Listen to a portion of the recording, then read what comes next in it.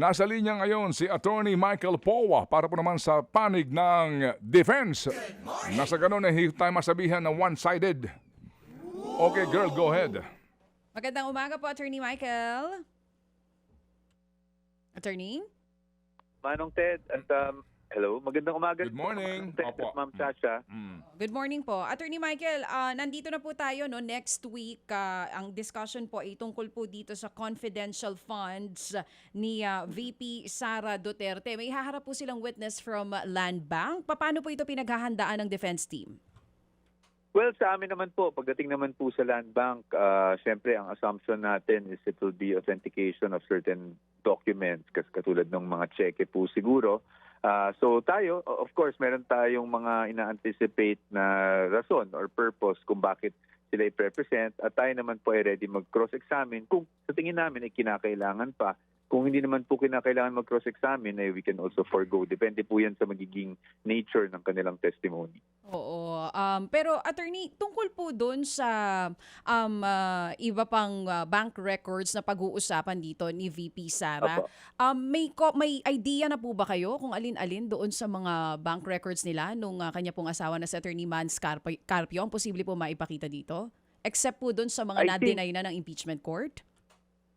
Opo, pagdating po naman sa confidential funds, it will not concern, no? I'm not sure if I understand the question. But pagdating po sa confidential funds, it will not concern any of the bank accounts of the Vice President, no? It will just be yung sa OVP and perhaps sa DepEd, no, na mga cheque. Pero pagdating naman po dun sa sinupina ng impeachment court, yun pong yung mga bank account numbers, hindi naman po natin alam pa sa ngayon kung yun talaga ay nasa pangalan nila o hindi. It will depend dun sa magiging response ng banks po. And I think the deadline is July 30, if I'm not mistaken, dun sa nabasa ko sa supina na nakita ko kahapon. Oo, attorney, aside po doon sa mangyayaring hearing next week which is scheduled ng July 30, nakita niyo na rin po ba from the defense side? I don't know if okay po na i-share niyo to sa amin kung sino-sino pa yung ibang witness na ihaharap na may kinalaman po dito sa confidential funds. For next week, yung ihaharap po nila ay dalawang bank representatives. Yun po ang lumabas, no? And then, initially, merong mga COA representatives pero hindi pa yata sila next week. So, hindi ko po alam, ano po kasi prerogative ng prosecution kung kailan nila gustong i-schedule yung mga iba pang testigo. But initially, talagang for Wednesday, I believe dalawang bank representatives. Tingnan lang po natin kung matatapos by Wednesday yung dalawang bank representatives or isa lang. At ang inaasahan po na kaugnayan nun ay dun sa confidential funds lamang. Yes, opo, kasi nandito na po tayo sa Article 1, which is yung confidential fund.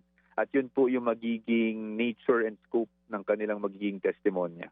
Nakapag-usapan na po ba ng defense team kung sino po ang haharap sa inyo po mga abogado dito po sa Article 1? Yes po, meron na po. Although hindi po talaga kami nagdi-disclose kung sino. That has been our policy. Usually kahit po minutes before the trial, pag tinatanong kami ng ating mga kasamahan na media sa Senado, hindi po talaga kami nagdi-disclose. Kumbaga part na rin po ng strategiya natin na hindi natin dinidisclose beforehand kung sino yung mag-cross-examine. So ito isa sa mga aabangan.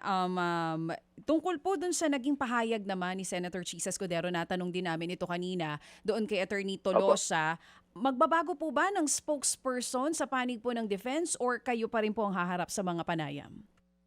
Well, sa ngayon po, status quo muna tayo. Ako pa rin po, no? Siyempre po, nabanggit ko rin ng isang araw na this had to be discussed with the Vice President. Ngayon, siguro, I'll be very candid and honest with you. As you know, I've always been very direct. Nakausap ko na rin naman po ang ating Vice President dito. The initial reaction, siyempre, is that she's inclined na I stay on as lawyer more than anything, no? So kung kinakailangan man talaga mag-appoint ng bagong spokesperson, then perhaps that's something we will have to look into in the following days. Pero sa ngayon kasi, wala pa po kaming naiisip, no, na maaring humaligi. So status quo muna tayo until such time na talagang kinakailangan namin or makahanap na kami ng maaring tumayo rin pong spokesperson outside of the legal team. Kasi yun yung naging advice, no, sa atin ng ating butihing presiding officer At yun naman po, I believe is out of pure concern dahil nga medyo we skirt contempt every time Opo. nagpapa-interview kami. Yes, Although in fairness to Attorney Tolosa, I think both of us nag-usap rin kami. Pareho naman kaming nag-iingat talaga. Yes, sir. Yes, sir. Attorney, I hope you don't mind me asking about expenses, ha? Opo. Kasi alam nyo, Sige po. hindi ho natin may tatanggi, no? Kakibat nito pong prosesong ito ay ang gastos. No? Opo. So unahin ko po itong gastos dito po sa inyong pagkain, snacks and everything and beverages.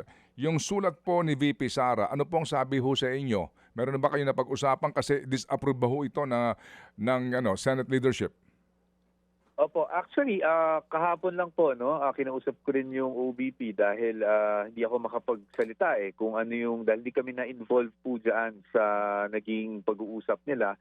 As I understand it, talagang it was a letter from the OVP and I think may discussion na nangyari, meeting na nangyari with Secretary Bantug also regarding that matter on the food.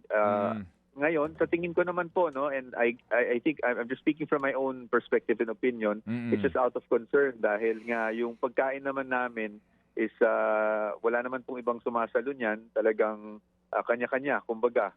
At lately, syempre, kung may personal na gastos, hindi naman po nagiging gastos ng OVP or, any government fund. So I think it was just out of concern na nagtanong kung maaring ganon. Ngayon, kung hindi mapagbibigyan, sa parte lang po ng defense team, wala naman po kaming problema dyan. Sanay naman po tayo dyan. In fact, yung pagkain naman, kahit ako personally, minsan, lalo na pag ako yung nakasalang, hindi na rin ako nakakakain. Diba? Opo. Dahil may mga last minute pa tayo na preparation. But yun po lang yung alam ko sa ngayon. And that's why I've been directing the media questions to OVP dahil hindi po talaga ako naging involved sa preparation ng letter or sa meeting mismo. Sige po, tatawag ko kami sa OVP para po sa kakulang pong sagot. Ilan ho kayo, ilan po ang kabuuan ng team ninyo? Abogado, assistant, etc. Ilan kayo? Opo. Sa ngayon po, yung sa lawyers, 16 po kami na lawyers. Again, in-explain ko na kasi may law firm kaming ka-engaged. So, siyempre karamihan doon either associates ko or associates nila. And then meron din kaming tatlong staff na tumutulong. Yung isa na diyan po yung media. Dalawa diyan yung media relations ko. So, yun po yung kabuuan ng team. Opo. So, ito hong mga kayo, yung mga private lawyers na tumutulong ngayon kay VP Sara, sino po magbabayad na kanilang professional fee? Opo, well, yung of course we cannot disclose those matters, pero general lang para masagot ko lang kayo, Manong Ted, This is personal on the part of the Vice President, Hindi to nanggagaling sa any funds of the OVP or any public funds kasi ito naman ay personal po sa kanya na hindi po to, kumbaga hindi po to against the OVP. So yung any professional fees kung meron man ay na po to, personal na po to sa Vice President. Hindi na po kasama ang OVP. Doon po sa puntong yun, kayo po sigurado, attorney, na hindi po gagasta dito hindi kukunin po sa budget ng OVP itong kanyang legal expenses. Considering din po naman na ang kanyang akusasyon din sa kanya, bahagi din po yung kanya pong term as VP. Opo, pero sa amin sa pananaw po namin kasi personal po kasi ito sa kanya mismo. Okay. So as much as I'm aware of, hindi po talaga nagagastos ang OVP pagdating sa mga professional fees kung meron man. Kami po, again, humihingi po ng pangunawa sa inyo, dito po sa issue po ng gastos kasi nga sa gitna po ng, ng napakaraming problemang pananalapi ng ating bayan, ito pong gastusin na ito na binabanggit din nga po ng Senado na ang dami ho nilang mga rerentahan ngayon dahil po sa pangangailangan po sa space. So ngayon po, Attorney Michael Powa, dito po sa kinakaharap ngayon ng mga napanibago pong artikulo ng tanggapan ni VP Sara, siya ho ba ay talagang hindi po magpapakita sa hearing na ito? Kasi sa gitna ho ng trial, nakakapag-abroad siya. Na para bagang ang impresyon po sa marami, wapakels, no? Tuloy lang kayo dyan, ako, biyahe lang ako dito. Ay, hindi naman po. I think kailangan natin malinaw yan sa ating mga kababayan. No? Yung kanyang mga biyahe, kasama na po dyan yung mga meetings and invites na nakukuha niya galing sa ating mga Filipino communities abroad. No? Ngayon, pagdating naman po sa legal team, she is very much involved. Kasi, in fact, araw-araw talaga kaming magkausap at ako naman hindi mambobola sa inyo. At in fact, kahapon lang magkausap kami several times a day. Ukol sa mga, alam mo na, yung mga plano namin gawin para sa susunod na article. And then, maliban po dyan, yung ano naman po, pagdating naman po sa pagharap niya sa impeachment court, kung sakali man ay iupo namin siya bilang testigo, that is something talaga that we will have to determine. Titingnan muna talaga po natin, Manong Ted, kung Sige. ano ang takbo ng presentasyon ng prosecution. Pero while we are not confirming that ihaharap namin, we are also not discounting that fact as of this time. Opo. Sige. So, sir, ano ba ang kasunduan po ninyo again? Article 2, no? Itong susunod, no? I'm sorry. Article 1, sir, yung susunod. Okay. Pagkatapos po mangyayari, kailan kayo as in kayo lang ho ang magpe-present ng inyong side? Kailan mangyayari 'yon? Pag natapos na po ang prosecution sa lahat ng articles, as the rule stands now, I don't know if there will be changes in the future. Wala pa naman pong But as the rule stands now, para lang sa kalinawan ng lahat, as the rule stands now, tatapusin po muna ng prosecution lahat ng articles. They will be presenting their evidence in chief. Kumbaga, sila ang magrepresenta. And then once matapos sila, kami naman po ang magrepresenta ng aming ebidensya para din naman po sa lahat ng articles. Okay. Sa inyo pong panig, mga more or less, kailan po ang tapos nito? Meaning, bago ho, kumbaga, nailatag na ang lahat ng panig dito at araw ng paghuhukom dito, aabutin ba talaga ito ng Nobyembre? Sa akin, sa totoo lang, sir, yung November, possible talaga siya, no? For me. Possible siya. But kasi they asked for around 62 days, although nabawasan ng konti dahil nagbawas na sila ng witnesses. Kami naman, ang sinabi namin is at least 30 days. So ibig sabihin, pwedeng lumampas sa 30 days. Pero sa totoo lang, ako personally, I'm hoping hindi na tayo umabot ng Pasko o kung kaya nga natin hindi umabot ng November, better, no? Kasi sa amin naman po, depende naman po sa tingin namin na nailabas nila ng mga punto. Kung hindi naman namin kailangan ng maraming witnesses, di na kami maglalabas. In fact, ang defense will always have the option of yung tinatawag nating demurrer, no? Technical po yan. Ibig sabihin yan, sa tingin namin, wala naman kayong napatunayan, so hindi na kami maglalabas ng kahit sinong witness. So, pwede rin po yan, no? So, yan po, it's all on the table, but I think we are all one. All parties concerned, the impeachment court, the prosecution, the defense, na kung pwedeng mapabilis.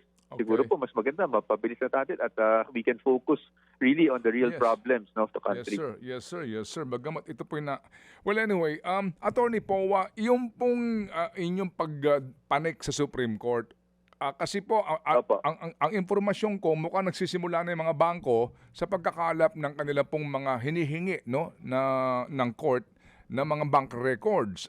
Kailan kayo papanig po ng Supreme Court? Meron na ho ba kayong napagkasunduan po ni VP Sara dito?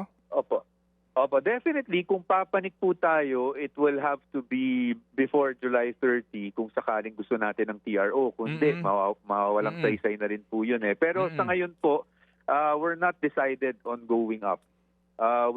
Siyempre, kasi I don't want to say anything with finality, but as of the moment, we're not decided on going up. Kasi sa totoo lang, na-anticipate naman namin yung possibility na lalabas yan. At hindi naman namin kinakatakot yan. Ang worry lang talaga namin po in terms of going up, ang aminin ko lang, no, yung isang consideration lang namin is of course the private rights also that will be involved. Kasi pag binuksan mo yung bank accounts, kasama na po dyan yung mga third parties, hindi ba? Yung mga transactions with third parties na talagang wala namang kinalaman sa impeachment. So those are the things we are still considering. But as of this moment, no, although we are preparing for both scenarios, we are not decided yet on going up. Well, using your your defense na ito'y fishing expedition, hindi kayo natatakot dito at si VP Sara kasi hello, 2007 up to the present, kung mamimingwit ka dito, definitely baka may mabingwit sila dito.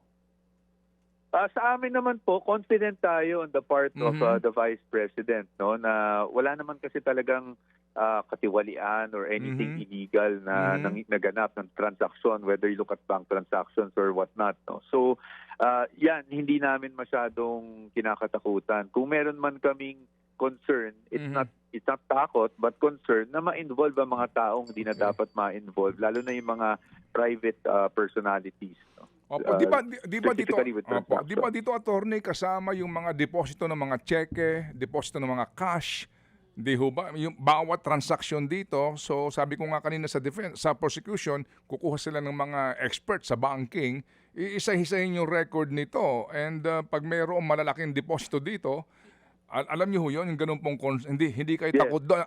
Ang takot nyo, yung mga pangalan ng mga nag-issue ng cheque o nagdeposito. Yes, because alam niyo kasi we are confident that we will be able to explain everything if there even needs if something needs an explanation, no. But hindi rin kami natatakot sa pangalan ng mga iba. It's just more of the respect for private rights, 'di ba? Yan naman ang pinaglalaban talaga natin nung una pa lang.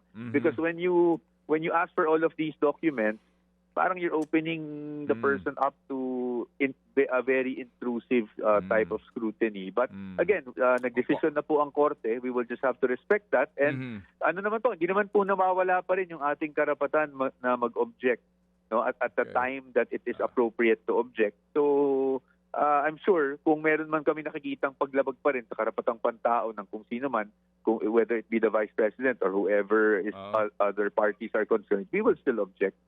Okay, sige po. So, Attorney Powa, thank you for your time. Kami po'y lubos po na nagagalak at nagpapasalamat na lagi ko kayong available para po mabalansi po namin ang aming panayam at hindi kami maturingan po one-sided. Thank you po. Maraming salamat din po, Manong Ted and Ma'am Chacha. At sinabi ko naman po sa inyo, basta kakayanin, I will really accommodate. Dahil alam ko naman napaka-importante din talaga na maipahayag natin, maintindihan ng taong bayan kung ano yung nangyayari. Salute po sa inyo. Salamat Thank marami, you. Attorney Michael Powa. Mga kapatid, patuloy po kayong tumutok sa 105.9 True FM para sa totoong balita, impormasyon, music and entertainment. Mag-subscribe sa aming YouTube channel at podcast at sundan nyo kami sa Facebook, Instagram, X at TikTok sa True Network PH. Bisitahin din po ang aming official website, truefm.ph.